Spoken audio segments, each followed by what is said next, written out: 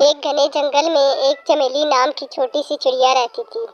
چمیلی نہایت ہی خوبصورت اور خوش مزاج چڑیا تھی۔ چمیلی روزانہ صبح سویرے اٹھ کر جنگل کی سیر کرتی اور ہر طرف اپنی سریلی آواز میں چہکتی تھی۔ ایک دن چمیلی کو ایک اداس سی آواز سنائی دی۔ وہ اس آواز کی طرف اڑتے ہوئے پہنچی تو دیکھا کہ اس کی دوست گگن مصیبت میں ہے۔ چمیلی نے فوراً اپنے دوست ٹوٹو کو بلایا۔ ٹوٹو نے جلدی سے آ کر گگن کو آزاد کیا۔ اس طرح چمیلی اور ٹوٹو نے مل کر گگن کو پانی پلایا اور کچھ دانے کھلائے۔ گگن نے کمزوری سے مسکراتے ہوئے کہا، تم دونوں نے میری مدد کر کے میرا دل جیت لیا ہے۔ چمیلی اور ٹوٹو نے گگن کو اپنے ساتھ رکھنے کی دعوت دی تاکہ وہ آرام کر سکے اور اس کے زخم بڑھ سکے۔ جب گگن بالکل ٹھیک ہو گئی تو اس نے چمیلی اور ٹوٹو سے کہا، اب میں واپس اپنے گھر جانا چاہتی ہوں۔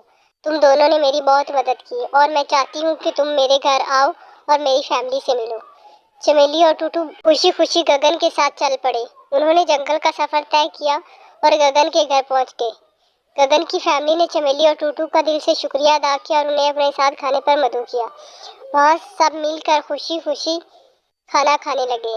چمیلی، ٹوٹو اور گگن اب بہت ہی اچھے دوست بن چکے تھے اور جنگل میں مل جل کر خوشی سے رہنے لگے۔